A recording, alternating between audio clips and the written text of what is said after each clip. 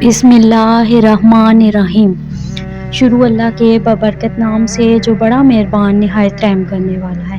محترم ناظرین، کچھ لوگ ایسے بھی ہیں جن پر عذاب قبر نہیں ہوگا۔ میرے رسول کریم صلی اللہ علیہ وآلہ وسلم نے ارشاد فرمایا کہ جو اللہ کے راستے میں شہید ہو گیا، سنن نسائی میں موجود ہے، اسے عذاب قبر نہیں ہوگا، بلکہ ایک حدیث میں تو فرمایا حساب کتاب ہی نہیں ہوگا، بغیر حساب کتاب کے اللہ جنت عطا کر دے گا۔ اللہ تعالیٰ فرماتے ہیں جنت اتنی چوڑی ہے جتنی زمین و آسمان، اس کی چوڑائی زمین و آسمان کے برابر ہے۔ ہم تو اپنے علاوہ کسی کو جنت میں جانے دینا ہی نہیں چاہتے۔ جنت خدا کا فضل ہے اور اللہ کہتا ہے میرا فضل میں جس پر چاہتا ہوں عطا کرتا ہوں۔ یہ سنن ترمذی کی حدیث ہے اور اس کے راوی حضرت عبداللہ بن عمر ہیں۔ نبی پاک صلی اللہ علیہ وآلہ وسلم نے فرمایا جو مسلمان جمعے کے دن یا جمعے کی رات فوت ہو، اس کو اللہ تعالیٰ قبر کی آزمائش سے محفوظ رکھتا ہے۔ جو جمعے کی رات فوت ہو جائے، یعنی جمعرات اور جمعے کے درمیانی رات چلا جائے یا جمعے والے دن، تو اللہ اسے عذاب قبر سے محفوظ رکھتا ہے۔ دوستو، جو شہید ہو اسے عذاب قبر نہیں ہوتا۔ جو آدمی جمعے کے دن یا جمعے کی رات چلا جائے اسے بھی عذاب قبر نہیں ہوتا۔ اور میرے نبی کریم صلی اللہ علیہ وآلہ وسلم نے فرمایا جو شخص ایک دن اور ایک رات، یہ حدیث صحیح مسلم میں، ترمذی میں، مصنف عبدالرزاق میں موجود ہے، ایک دن اور ایک رات اللہ کی رضا کے لیے اسلامی سرحد پر پہرا دے۔ میں اور آپ سوئے ہوئے ہیں، لیکن وہ لوگ جو فوجی بارڈروں پر کھڑے ہیں، دیکھو مدینے والے محبوب کس کس پر کرم فرماتے ہیں۔ ساری عمر نہیں، 24-25 سال کی سروس نہیں، فرمایا ایک دن اور ایک رات اللہ کی رضا کے لیے اسلامی سرحد پر پہرا دے، مسلمانوں کو کافروں سے بچائے، رب اسے عذاب قبر سے محفوظ رکھے گا، اللہ تعالیٰ اسے اپنے فضل سے معاف فرما دے گا۔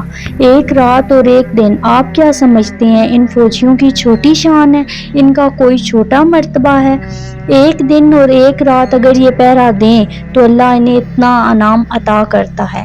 اسی طرح سنن ابن ماجہ میں حدیث ہے اور اس کے علاوہ مسند ابو یعلا میں موجود ہے۔ حدیث کے راوی حضرت ابو ہریرہ ہیں۔ حضور اکرم صلی اللہ علیہ وآلہ وسلم نے فرمایا جو شخص بیماری سے فوت ہوا، میرے محبوب نے بیماری کا نام ہی نہیں لیا، فرمایا کوئی بھی بیماری ہو، جو آدمی بیماری میں فوت ہوا اللہ اسے شہادت کی موت عطا فرمائے گا اور وہ عذاب قبر سے اور قبر کے امتحان سے محفوظ رہے گا۔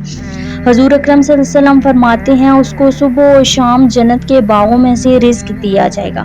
جو کسی بیماری سے مرا ہو یا بیماری سے مر جائے تو لوگ اسے اچھوت سمجھتے ہیں، یہ اچھوت ہے، اچھوت نہیں، کیونکہ خدا اور رسول کے ماننے والے ہیں انہیں اچھوت نہیں کہہ رہے ہیں اور مدینے والے انہیں شہید کہہ رہے ہیں۔ حضور اکرم صلی اللہ علیہ وسلم نے فرمایا جو بیماری سے مرے وہ شہید ہے، وہ قبر کے عذاب سے محفوظ رہے گا، جنت کے باغوں سے اللہ رزق عطا کرے گا۔